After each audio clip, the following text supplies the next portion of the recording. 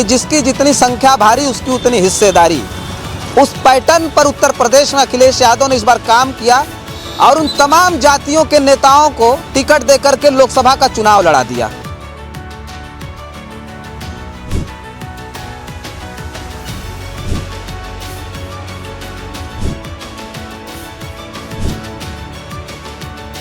चौबीस में जो समाजवादी पार्टी को जीत मिली, अब उसी को अखिलेश यादव ने सबसे बड़ा अपना हथियार बना लिया। कांग्रेस पार्टी से गठबंधन समाजवादी पार्टी ने भले किया हो, लेकिन उत्तर प्रदेश में समाजवादी पार्टी ने अपने विचारधारा के दम पर भारतीय जनता पार्टी को धूल चटा दिया। 2022 के विधानसभा के चुनाव में अखिलेश यादव ने छोटे छोटे दलों से गठबंधन करके चुनाव लड़ने का मंसूबा बनाया। किसानों के नेता कहे जाने वाले चौधरी चरण सिंह के पोते जयंत चौधरी आखिरी वक्त में 2024 से पहले ही भारतीय जनता पार्टी से गठबंधन कर लेते हैं। साथियों नमस्कार, मैं हूं रजनीश और आप जन आदर्श भारत देख रहे हैं। उत्तर प्रदेश में विधानसभा का चुनाव 2027 में होना है, लेकिन उससे पहले ही तमाम जो राजनीतिक दल हैं वो अपनी अपनी गोटियां बिछानी शुरू कर दी हैं। दलों की बात करें तो प्रमुख दल जो उत्तर प्रदेश में है समाजवादी पार्टी ने भी बड़ा प्लान बनाना शुरू कर दिया है। अब लोगों ने अनुमान लगाना ये भी शुरू कर दिया है कि क्या आने वाले वक्त में समाजवादी पार्टी और उसके मुखिया अखिलेश यादव उत्तर प्रदेश में गठबंधन वाली राजनीति करेंगे कि नहीं करेंगे। अगर हम पिछले कई चुनाव को देखें जिसमें समाजवादी पार्टी ने चुनाव के वक्त ऐन वक्त पर गठबंधन तो किए, लेकिन उसके लाभ हुए कि नुकसान हुए उस पर ही आज हम चर्चा करेंगे। आपको याद होगा 2017 में जब विधानसभा का चुनाव हुआ था, उस वक्त समाजवादी पार्टी ने कांग्रेस पार्टी से गठबंधन किया था। बताया जाता है कि पारिवारिक कलह के बाद जब समाजवादी पार्टी अकेले चुनाव मैदान में उतरी तो उस वक्त कांग्रेस के साथ उन्हें चुनाव लड़ना पड़ा। कांग्रेस के साथ जब गठबंधन में आए तो ये भी बताया जाता है कि मुलायम सिंह यादव ने उस वक्त मना किया था कि कांग्रेस से गठबंधन करके चुनाव न लड़े समाजवादी पार्टी। लेकिन उसके बावजूद भी जब समाजवादी पार्टी कांग्रेस के साथ मिलकर के चुनाव लड़ती है तो 2017 के विधानसभा चुनाव में क्या हश्र होता है वो सारे लोग जानते हैं। फिर उसके बाद 2019 का लोकसभा का चुनाव आता है और उसमें भी सबसे बड़ा गठबंधन होता है उत्तर प्रदेश में। दो प्रमुख दल जो थे विपक्ष के, समाजवादी पार्टी और बहुजन समाज पार्टी एक साथ आ जाती हैं। उसमें बताया जाता है कि बहुजन समाज पार्टी को बहुत लाभ मिला था और बहुजन समाज पार्टी 10 सीट जीती थी लोकसभा के चुनाव में, लेकिन समाजवादी पार्टी का बहुत नुकसान हो गया था। मात्र 5 सीट पर ही समाजवादी पार्टी को संतोष करना पड़ा था। उसके बाद जो चुनाव आया 2022 के विधानसभा के चुनाव में अखिलेश यादव ने छोटे छोटे दलों से गठबंधन करके चुनाव लड़ने का मंसूबा बनाया। कुछ बड़े नेताओं को उन्होंने तोड़ा, भारतीय जनता पार्टी से तोड़कर अपने यहाँ लाए कि उन कम्युनिटी का वोट जो है वो समाजवादी पार्टी में ट्रांसफ़र हो सके। उस वक्त समाजवादी पार्टी के लिए एक नए नवेले चाणक्य मिले थे, ओम प्रकाश राजभर, जो सुभाषपा के नेता हैं, सुभाषपा के प्रमुख हैं। 2022 में सुभाषपा के साथ गठबंधन हुआ और उनके साथ साथ कई पार्टियां समाजवादी पार्टी के साथ मिलकर के चुनाव लड़ी, जिसमें अपना दल कमेरावादी भी थी, जिसमें सुभाषपा थी और भी अन्य छोटे छोटे दल थे। जयंत चौधरी की पार्टी थी, राष्ट्रीय लोकदल भी गठबंधन में थी। उस वक्त जब चुनाव लड़े तो उसमें भी सोचिए कि सुभाषपा जैसी पार्टी को अखिलेश यादव ने हिस्सेदारी के नाम पर इतनी सीटें दी, संदेश दिया कि हम हिस्सेदारी दे रहे हैं, इस समाज के लोगों को हिस्सेदारी मिलेगी। लेकिन सुभाषपा के जो प्रमुख हैं ओम प्रकाश राजभर ने अपने समाज में यानी राजभर समाज में केवल अपने और अपने बेटे के साथ तो 2022 का जो विधानसभा का चुनाव था उसमें कहा जाता है कि समाजवादी पार्टी की वो लहर थी जिसमें तमाम बड़े बड़े नेताओं ने और यहाँ तक कि ओम प्रकाश राजभर तक ने अपने अपने मंत्रिमंडल चुन लिए थे चुनाव से पहले ही। और हर लोग कह रहे थे उत्तर प्रदेश में कि इस बार परिवर्तन होगा और समाजवादी पार्टी की सत्ता में वापसी होने जा रही है। लेकिन 2022 के विधानसभा चुनाव में भी समाजवादी पार्टी उत्तर प्रदेश में हार जाती है। फिर उसके बाद 2024 का जो इलेक्शन आया, 2024 के चुनाव में परिस्थितियां ऐसी बनी कि कांग्रेस को अपने साथ रखना बहुत ज़रूरी था। कांग्रेस पार्टी से गठबंधन समाजवादी पार्टी ने भले किया हो, लेकिन उत्तर प्रदेश में समाजवादी पार्टी ने अपने विचारधारा के दम पर भारतीय जनता पार्टी को धूल चटा दिया। 37 सीटें अकेले समाजवादी पार्टी उत्तर प्रदेश में जीत जाती है। ऐसा प्रदर्शन बताया जाता है कि नेताजी मुलायम सिंह यादव के ज़माने में भी समाजवादी पार्टी का नहीं रहा। 37 सीट जीत करके समाजवादी पार्टी पूरे देश में तीसरे नंबर की पार्टी बन जाती है।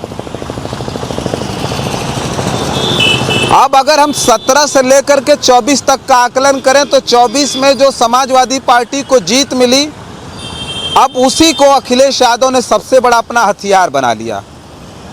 अखिलेश यादव ने ये देखा कि हम जिन जिन छोटे छोटे दलों से गठबंधन करके चुनाव लड़ रहे हैं, जिस समाज की हिस्सेदारी की बात करके वो दल हमसे गठबंधन कर रहे हैं, वो अपने समाज में हिस्सेदारी नहीं दे पा रहे हैं, तो क्यों ना हम उनके समाज में खुद हिस्सेदारी देना शुरू कर दें।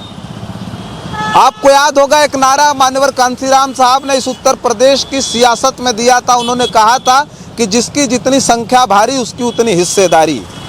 उस पैटर्न पर उत्तर प्रदेश में अखिलेश यादव ने इस बार काम किया और उन तमाम जातियों के नेताओं को टिकट देकर के लोकसभा का चुनाव लड़ा दिया। उसमें मौर्य समाज के भी थे, उसमें पासी समाज के थे, उसमें निषाद समाज के थे, राजभर समाज के थे। मतलब हर एक समाज के लोगों को जनप्रतिनिधित्व में हिस्सेदारी के लिए टिकट दिए गए और हर एक जाति से जीत करके नेता आए। अखिलेश यादव ने उसी वक्त पीडीए का नारा दिया था, जिस पर काम किया और 37 सीटें उत्तर प्रदेश में जीत गए। अब अखिलेश यादव की जो सबसे बड़ी रणनीति है अब यहीं से शुरू होती है। 2027 के चुनाव को लेकर के अखिलेश यादव पूरी तरह से सजग हो गए हैं और फूंक फूंक करके कदम रखना शुरू कर दिया है। अगर हम बात करें पूर्वी उत्तर प्रदेश से लेकर के पश्चिमी उत्तर प्रदेश तक, तो समाजवादी पार्टी ने अब पूरी तरह से प्लानिंग कर ली है, प्लान तैयार किया है।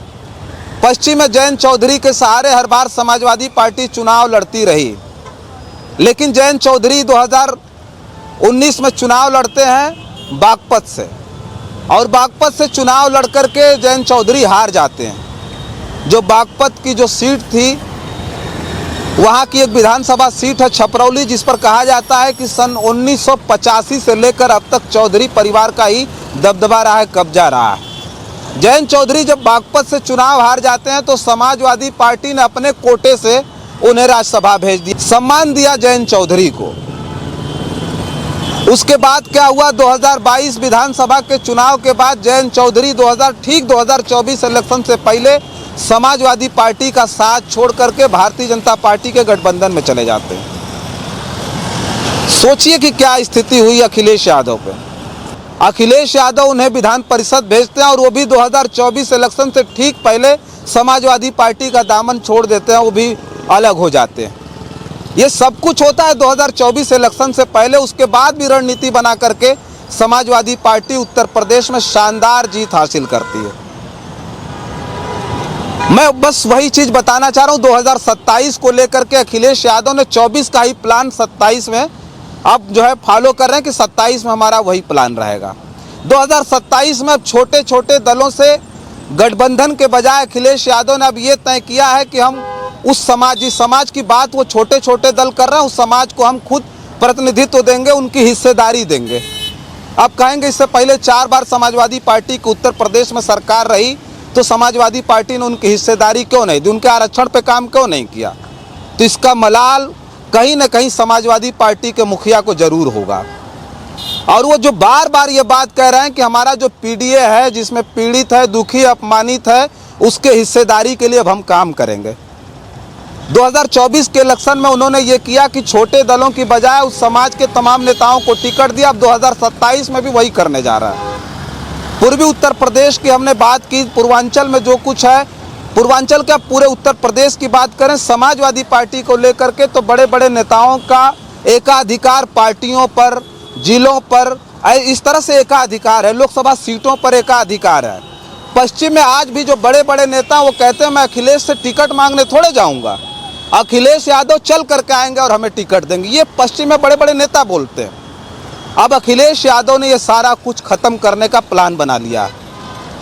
अब उस व्यक्ति को टिकट नहीं मिलेगा जो ये समझता है कि नहीं हम पुराने नेता हैं, हम सीनियर लीडर हैं और हमें अखिलेश चल करके आएंगे और टिकट देंगे।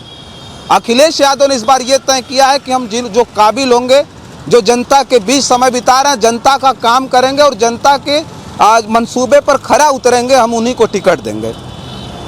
ऐसे में अब बड़े बड़े जो नेता रहे हैं, सीनियर नेता रहे हैं, उनकी घिघी बधी हुई है। अब वो सोच रहे हैं कि हम जनता के बीच नहीं जाएंगे तो समाजवादी पार्टी के मुखिया अखिलेश यादव हमें टिकट नहीं देंगे।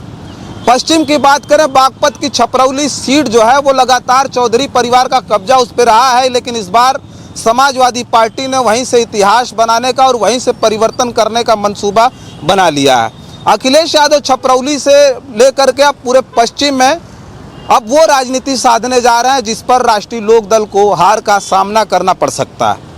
सोचिए उस सिचुएशन में जब भारतीय जनता पार्टी किसानों से वादा करके सत्ता में आई, लेकिन किसानों का काम नहीं किया। किसान बिजली के लिए लड़ता रहा, किसान पानी के लिए लड़ता रहा, अपनी आमदनी के लिए लड़ता रहा, अपने फसल के मूल्यों के लिए लड़ता रहा, लेकिन भारतीय जनता पार्टी ने किसानों का नहीं सुना। जो किसान आंदोलन हुआ था उसमें भारतीय जनता पार्टी के नेता के बेटे ने गाड़ी चढ़ा करके कई किसानों की जान ले ली थी। कई किसान उस आंदोलन में शहीद हो गए थे। ऐसे में जो किसान थे, जो जाट किसान थे पश्चिम के, वो अब पूरी तरह से राष्ट्रीय लोकदल से भी नाराज हैं। क्योंकि सोचिए कि जिस मामले को लेकर के किसानों पर इतना ज़्यादा दमन हुआ, इतने कुचक्र रचे गए किसानों के खिलाफ, लेकिन किसानों के नेता कहे जाने वाले चौधरी चरण सिंह के पोते जयंत चौधरी आखिरी वक्त में 2024 से पहले ही भारतीय जनता पार्टी से गठबंधन कर लेते हैं।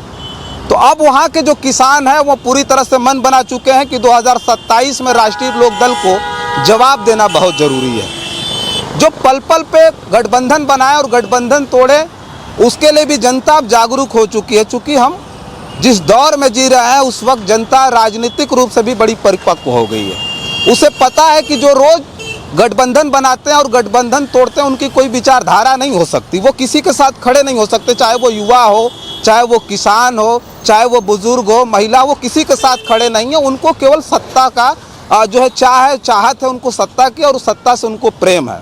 बाकी वो किसी विचारधारा पर खड़े नहीं उतर सकते। इसे लेकर के जो अखिलेश यादव का अब दाव है पश्चिम में, वो अब सफल आने वाले वक्त में हो सकता है। इसलिए उन्होंने पूरा प्लान बनाया कि छपरौली सीट पर सबसे पहले अब अखिलेश यादव वो करने जा रहे हैं जिससे जाट किसानों को लुभाया जा सके, जाट किसान इनके खेमे में आ सकें और समाजवादी पार्टी के साथ खड़े हो सकें। तो ये आने वाले वक्त में 2027 में होना है। जो मठाधीश की बात हम कर रहे थे पिछली खबरों में कि जो मठाधीश हुआ करते थे, जिनका सीटों पर एकाधिकार, जिलों पर एकाधिकार हुआ करता था समाजवादी पार्टी नेताओं का, वो सब कुछ खत्म हो गया। अखिलेश यादव ने अब पूरी तरह से अपने काबिल नेताओं को, युवा नेताओं को मौका देने के लिए मन बनाया है और आने वाले वक्त में वो सारी तस्वीर आपके बीच में देखने को मिलेगी। तो ये जो चर्चा है, जो आगे का जो प्लान है समाजवादी पार्टी का, उसमें साफ तौर पर ये दिखाई देता है कि अखिलेश यादव उत्तर प्रदेश में गठबंधनों वाली राजनीति को नकार कर अब हिस्सेदारी की राजनीति करने जा रहे हैं। यानी जो पीडीए का नारा है उस पीडीए पर काम करने जा रहे हैं। तो ये सब जो सारी चीज़ें हैं जो अपनी खबरों में हम बता रहे हैं, उस पर आपकी क्या प्रतिक्रिया है कमेंट बॉक्स में ज़रूर लिख करके बताइएगा। बहुत सारी खबरों के लिए बने रहें जन आदर्श भारत के साथ और हमें दें इजाज़त। नमस्कार।